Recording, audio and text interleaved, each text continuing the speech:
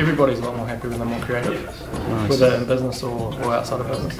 You know, whether it's where we're inventing or gardening or travelling, exploring, it's all about being creative.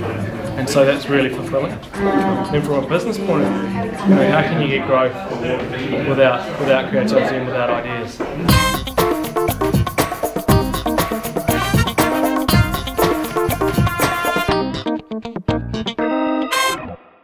Hi, this is Marie from iJump, New Zealand's social media podcast, and we're here today on a Friday afternoon in our offices. Oh my gosh. I know, That isn't it doesn't happen strange? very often. That is really weird. Yeah. Last week we were at Bees Online, Yep. and we're normally at cafes or somewhere, but today we're actually in the office. Yeah.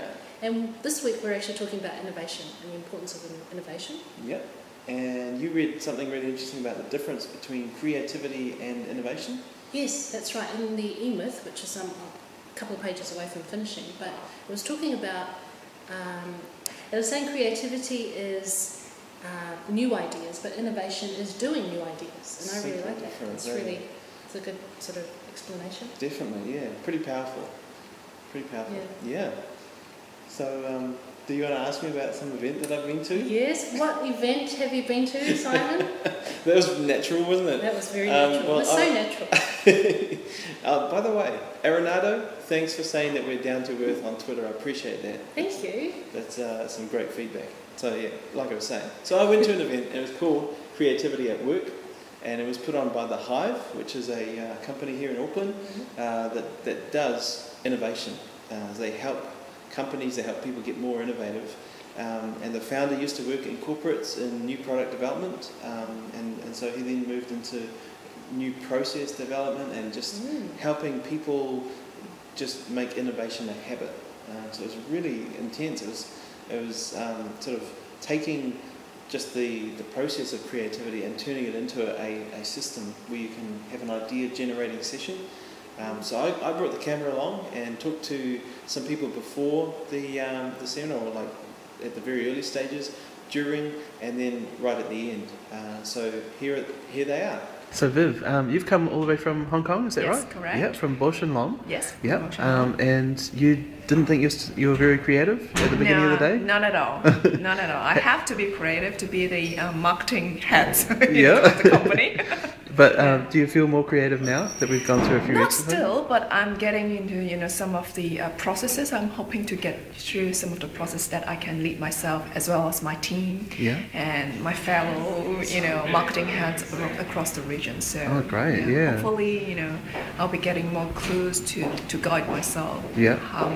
Be able to improve in the whole processes. Excellent. And is there a lot of other people that you have to sell ideas to get things? Yes, the bosses. Yeah. all over. So first of all, we have to get my team buy-in, and then the next level, and then the country manager, and also all over in the global headquarters.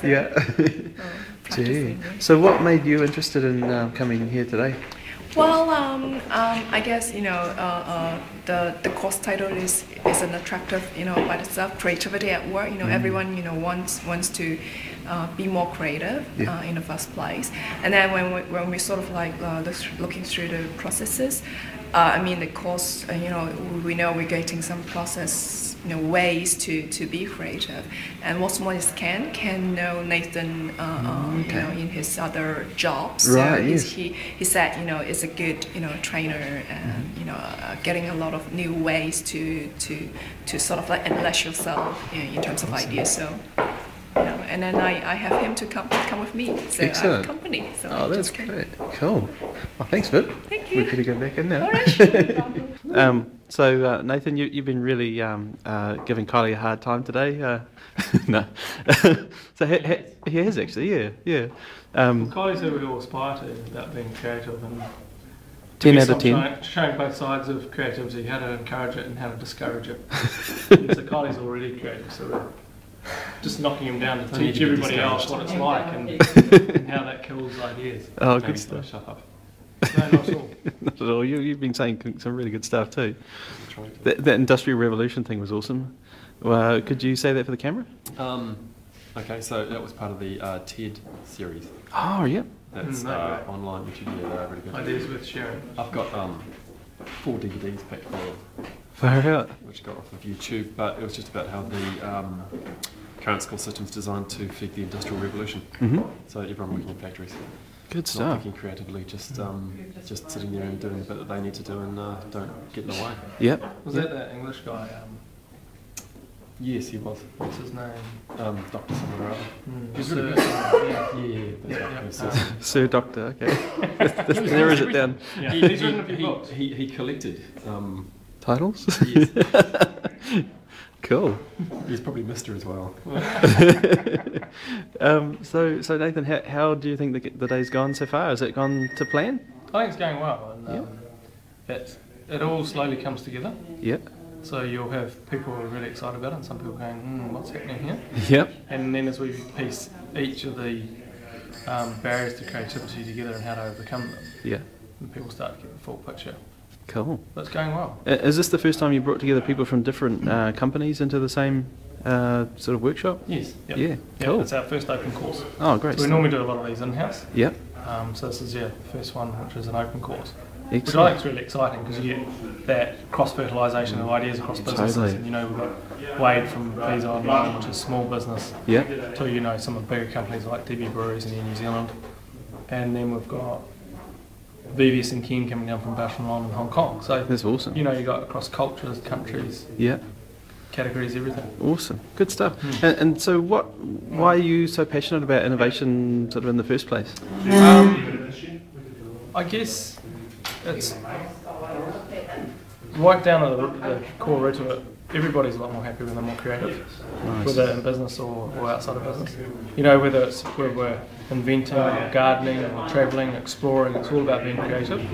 And so that's really fulfilling. Then from a business point of view, how can you get growth without creativity and without ideas? And so they drive innovation, which drives growth. Good stuff. Sounds like a good scenario all around. It is. Awesome. Okay. Well, thanks very much. Cheers, Simon. Cool. So Fiona from Air New Zealand, how creative did you feel when you started this course? Fairly creative, probably more than halfway creative, but not as creative as I'd like to be. Okay, cool. And how about now? Yeah, I don't know if I feel more creative, but I feel like I have more of an idea of how to become creative, so, and the tools to create creativity in it. Okay, cool. And so, sort of, what's in your role at Air New Zealand? How important is innovation on a day-to-day basis? Pretty important, especially at the moment when we're in a pretty tough environment. So it's thinking about different ways to do things. How can we do things different? How can we do things better than our competitors, and in a way that can't be copied? So yeah, I think it's pretty important. Very cool. And how do you sort of personally manage change when it comes up in work? Yeah, I'm pretty good with change. It makes life different and exciting and not boring. So yeah, I sort of try to embrace change and understand why people are doing the things they're doing and that sort of thing, so that I can help with change if I think it's appropriate. Cool. Great. So thanks for your courage to face the camera. Welcome back. All right, Simon. Now, that was actually really interesting footage. So why do you think innovation is really important? I think it's a source of competitive advantage. If there was no competition in any industry, you wouldn't need to innovate. But there's always going to be somebody with a smarter, better idea. And in the field that we're in, social media, you've got to have the skill of, if you believe in something, like if you've seen blogging work, you need to sell it to higher up management. So it's good to learn the skills of how to build in innovation. And probably the biggest thing that I got out of this workshop was this story about a wise man was once walking along the road, and he found a genie. And the genie said, "I'll give you whatever you wish for, as long as you can tell me this thing." And he pointed to these two little plants, and he said, "Which of these plants is a fruit, and which is a weed?" And they both look pretty much identical. And so the wise man, because he was very wise, he said, "Give me some tools and some water, and I will tend these plants and let them grow. And only when they grow will I be able to tell which one's a weed and which one is edible, fruit." And the same thing is with ideas. Sometimes when you have ideas, it's too early to tell if they're a bad one or a good one. Sometimes they need a bit of love and care and attention. And time. And time. That's a biggie. That's a biggie. Yeah. So often people, talk about some of the stuff that we're involved in, like virtual world, Second Life, that sort of thing, and they just dismiss it out of hand because it doesn't fit into the narrow box of what their life is about. But sometimes it is about a matter of trying things out, giving it time, and doing that in a sustainable sort of way. And I guess also not having that pressure, because once you start having pressure to sort of come up with something or a deadline, then it sort of defeats the whole purpose of the whole process. It does tend to go back to the old ideas that always worked. So I guess if it's a company, for example, and maybe just leave it on the side as an internal thing, and just sort of trial it and just give it X amount of time, and maybe just having no pressure around it. Do you know what I mean? Yeah, totally. That's why like in New Zealand, we've got an interview that's going to come up on the show very soon. Yeah. They have a sort of pretty entrepreneurial department that's sort of separated from the rest of this big corporation, so they can be entrepreneurial. That's excellent, and that's actually really good coming from a big corporate. In New Zealand is pretty big. It's not like a small to medium business, and yet they sort of have adopted that sort of small. Do you know that sort of quite tight entrepreneurial sort of spirit? And TVNZ the same. That's another interview that's coming. That's another interview coming. Yeah, we could not give all our secrets away. No. Can I just give a bit of a shout out about what I've been reading? We're going to be starting doing book reviews on iJump, and the book that I've just finished reading is 10 years old, and it's called Crossing the Chasm.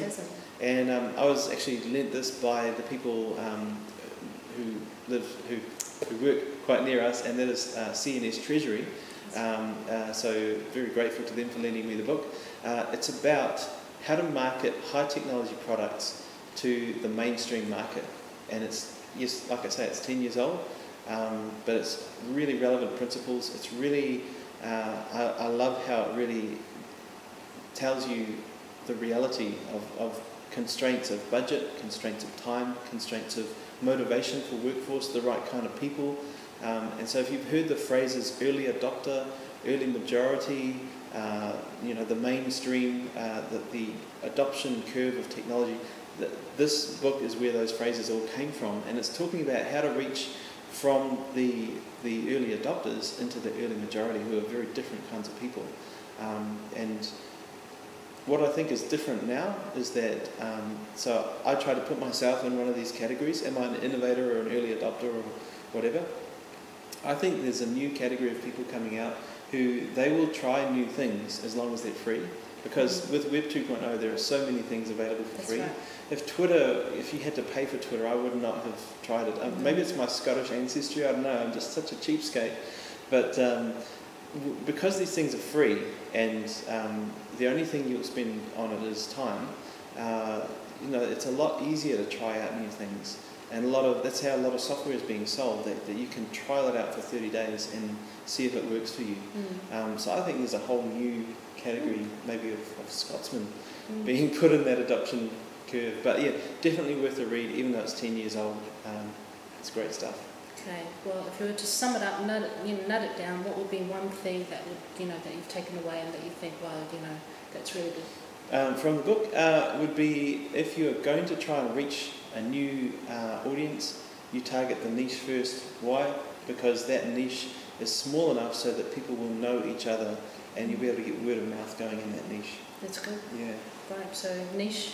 Yep, niche is the way to go if you're targeting a big market. That's good. That's good to know. Okay. Anything else on the radar?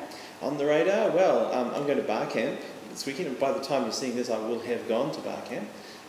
So that will hopefully be really exciting, and might even be our show next week. Right. And also, yesterday we were interviewing somebody, and they asked when they would be on, and we were sort of looking at the calendar for 2009, and we were thinking maybe we should start doing Jump In twice a week, so that we can get some of this. We've got a lot of content to share with you, so we might just start doing that. We're going to figure out how exactly we do that, but watch the space. Yeah, that's right. And I think maybe what we're getting is shorter but often. Shorter but more often. Yeah, that's because at the moment it's obviously just once a week, right? Yeah. Yeah. So that's us. That is us. have a great weekend. Have a great weekend. Or if you're watching this on Sunday night, have a great week. That's right. And we'll see you next time. Bye. Bye.